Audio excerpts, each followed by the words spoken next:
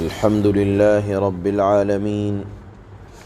أشهد أن لا إله إلا الله وحده لا شريك له، وأشهد أن سيدنا ومولانا محمدًا عبده ورسوله. أما بعد، فأعوذ بالله من الشيطان الرجيم. بسم الله الرحمن الرحيم.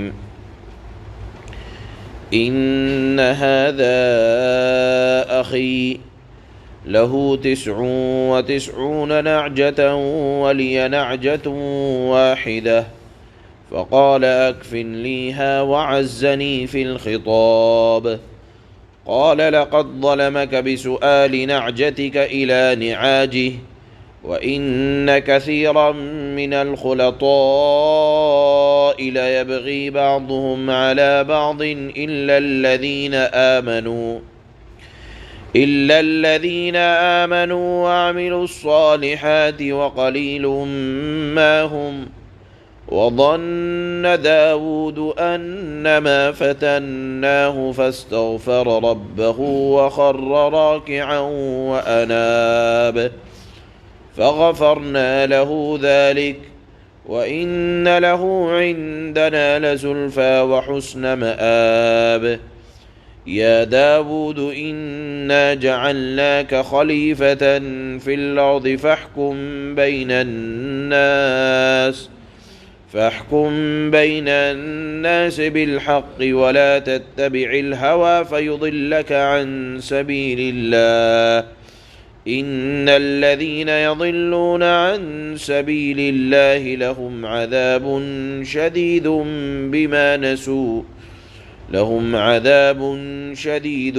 بما نسوا يوم الحساب. صدق اللہ مولانا العلی العظیم. یہ کل تذکرہ چل رہا تھا اس بات کو ثابت کرنے کے لیے کہ جب انبیاء اپنی قوم کو دعوت دیا کرتے تھے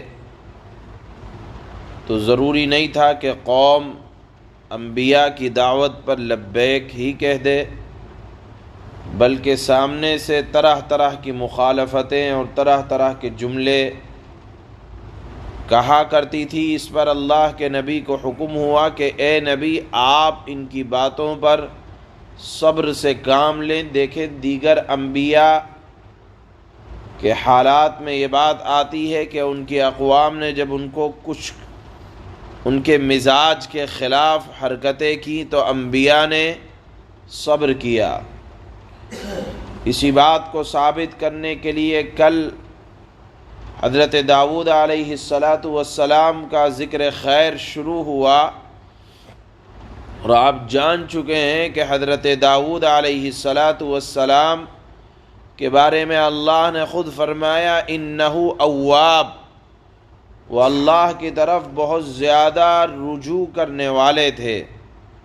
اس طرح رجوع کرنے والے تھے کہ اپنے اوقات کو انہوں نے بڑا مرتب انداز کے ساتھ اللہ کی عبادت کے لیے بھی، لوگوں کے معاملات کو سلجھانے کے لیے بھی، اور گھر والوں کے لیے بھی، ہر ایک کے لیے وہ اوقات متعین کر رکھے تھے.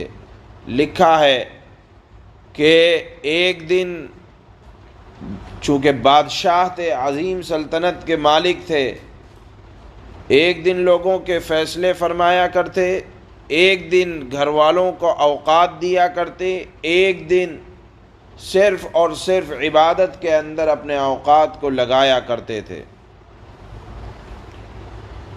جس دن اپنے اوقات کو عبادت میں لگایا کرتے اس دن کچھ اور کام نہیں کرتے تھے.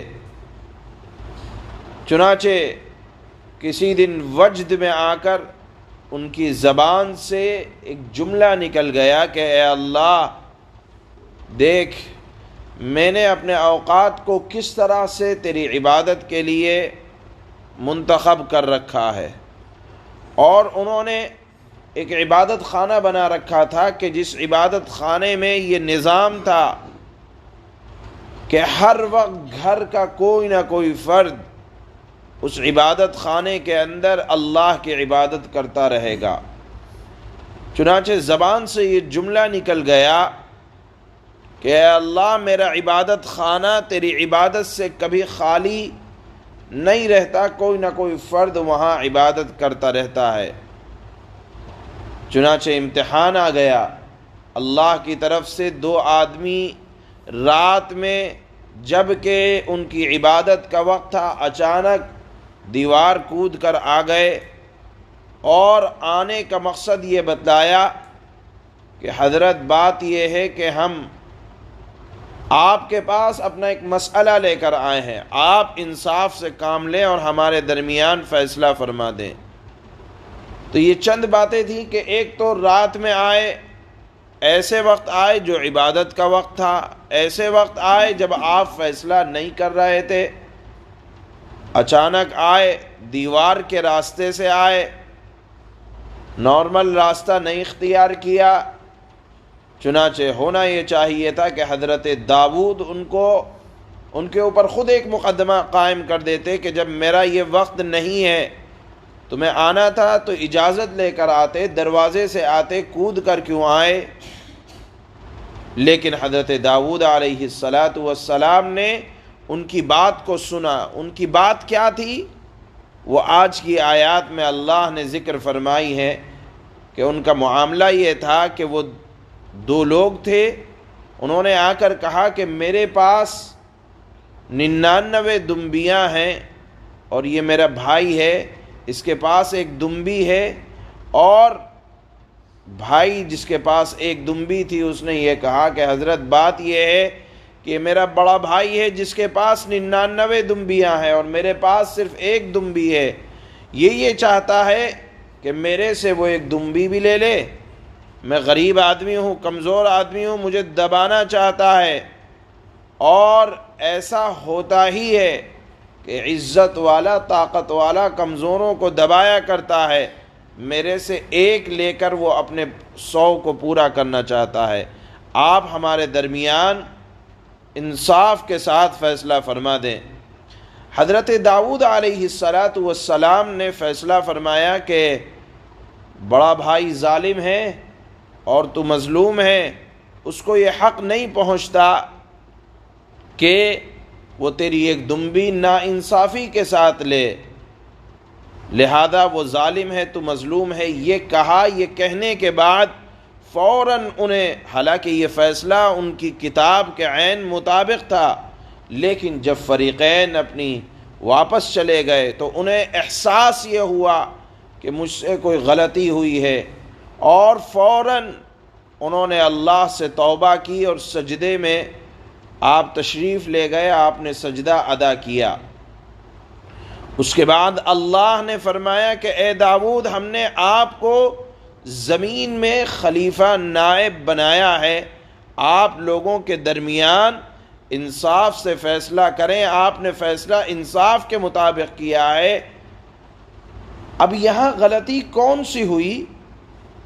حضرت داؤد علیہ السلام سے تو دیکھیے قرآن میں اس کی صراحت نہیں ہے، بس اتنی بات موجود ہے کہ حضرت داؤد علیہ السلام سے غلطی ہوئی اور ان کو تنبہ ہوا، انہوں نے اللہ سے معافی مانگی، اللہ نے انہیں معاف کر دیا۔ اس سلسلے میں اسرائیلی روایات نے حضرت داؤد علیہ السلام کا نعوذ باللہ کردار کشی کی ہے، اور اس طرح کی روایتیں لائی ہیں من گھڑت اسرائیلیات کے اندر کہ جن کو ایک نبی کے بارے میں تصور بھی نہیں کیا جا سکتا۔ حضرت تھانوی نور اللہ مرقدہ نے لکھا ہے کہ غلطی یہی تھی ان کی کہ انہوں نے ظالم کو مخاطب کرنے کے بجائے مظلوم کو مخاطب کر لیا۔ ان کو بات حضرت تھانوی نور اللہ مرقدہ لکھتے ہیں اگرچہ مظلوم تھا لیکن مخاطب دونوں کو کرنا چاہیے تھا۔ انبیاء کی شان یہ ہے کہ دونوں کی بات سنی جاتی. انہوں نے مظلوم کی طرف ایک گنا طرفداری ان کی طرف سے ہوئی، لہذا فوراً ان کو تنبہ ہوا اور انہوں نے اللہ سے معافی مانگی. اسی طرح حضرت ابن عباس رضی اللہ تعالی عنہما سے یہ منقول ہے کہ ان کی غلطی یہ ہوئی کہ وہ رات اور دن اللہ کی عبادت کیا کرتے تھے، یا ایک وقت انہوں نے متعین کر رکھا تھا، اور وجد میں آ کر، عجب میں آ کر ایک مرتبہ زبان سے یہ جملہ نکل گیا کہ اے اللہ، میں نے دیکھی آپ کی عبادت کے لیے 24 گھنٹے عبادت خانے کے اندر اپنی اور اپنے گھر والوں کی یہ ڈیوٹی لگا رکھی ہے کہ کوئی نہ کوئی عبادت کرتا رہے گا، اور میرا حسن انتظام دیکھیے کہ آپ کا عبادت خانہ یا میرا عبادت خانہ کبھی عبادت سے خالی نہیں ہوتا. تو چونکہ انبیاء اور بزرگوں کے منہ سے نکلا ہوا جملہ بھی اللہ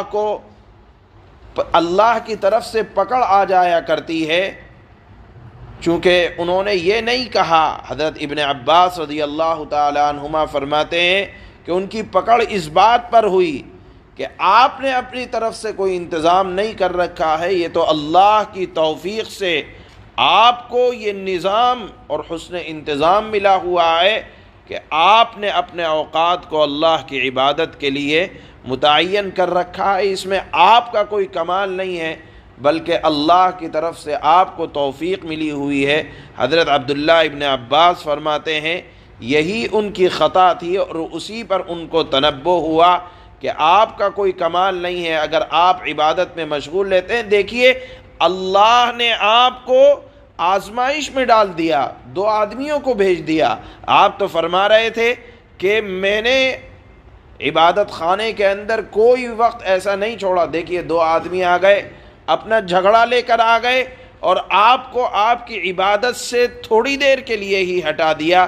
ابھی تو آپ کا یہ دعویٰ تھا کہ میرا عبادت خانہ یا آپ کا عبادت خانہ عبادت سے خالی نہیں ہوتا، لیکن اچانک 2 آدمیوں کے آنے سے اگرچہ تھوڑی دیر کے لیے عبادت سے آپ رک گئے تو رک تو گئے، لہذا یہ فتنے میں مبتلا ہوئے، لیکن فوراً اللہ کی طرف سے ان کو رجوع ہوا اور وہ اپنی غلطی کا احساس ہوا اور اللہ سے معافی مانگی، اور اللہ نے معاف بھی فرما دیا. یہاں یہ آیت سجدہ اسی وجہ سے ہے کہ دیکھو جب بھی کسی بڑے سے غلطی ہوتی تھی اور لغزش ہوتی تھی، ادنا درجے کی کوتاہی ہوتی تھی، وہ بڑے لوگ غلطی پر اصرار نہیں کرتے تھے بلکہ تنبہ ہونے کے بعد اللہ سے معافی مانگا کرتے تھے اور اللہ معاف فرما دیا کرتے تھے.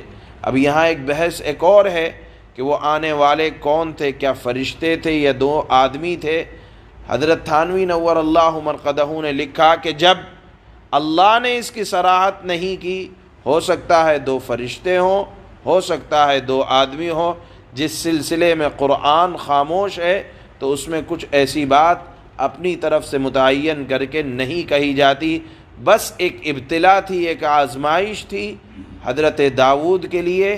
اس میں ان سے جو غلطی ہوئی، جو لغزش ہوئی، انہیں احساس ہوا، اللہ سے معافی مانگی، اللہ نے معاف کر دیا. حاصل سبق یہ ہے ان آیات کا کہ اللہ کے جو نیک بندے ہوتے ہیں وہ غلطی پر اصرار نہیں کرتے بلکہ احساس ہونے کے بعد اللہ سے معافی مانگتے ہیں. اللہ فرماتے ہیں ان هذا اخی له 99 نعجة ولي نعجة واحدة فقال اكفلنيها وعزني في الخطاب. جب وہ دونوں آدمی داؤد کے پاس پہنچے تو داؤد ان سے گھبرا گئے. انہوں نے کہا کہ ڈریے نہیں، ہم ایک جھگڑے کے 2 فریق ہیں، ہم میں سے ایک نے دوسرے کے ساتھ زیادتی کی ہے، اب آپ ہمارے درمیان ٹھیک ٹھیک فیصلہ فرما دیجئے. اور زیادتی نہ کیجیے اور ہمیں ٹھیک ٹھیک راستہ بتا دیجیے۔ کیا جھگڑا تھا؟ وہ آج کی آیت میں شروع ہوتا ہے کہ یہ میرا بھائی ہے، اس کے پاس 99 دمبیاں ہیں اور میرے پاس ایک ہی دمبی ہے۔ اب یہ کہتا ہے، یعنی بڑا بھائی جو کہ ظالم ہے، وہ کہتا ہے کہ یہ ایک بھی میرے حوالے کر دو، اور اس نے زور بیان سے مجھے دبا لیا ہے۔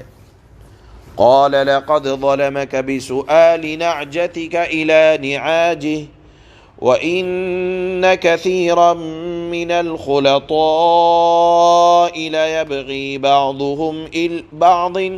بعضهم على بعض إلا الذين آمنوا وعملوا الصالحات وقليل ما هم وظن داود أنما فتناه فاستغفر ربه وخر راكعا وأناب۔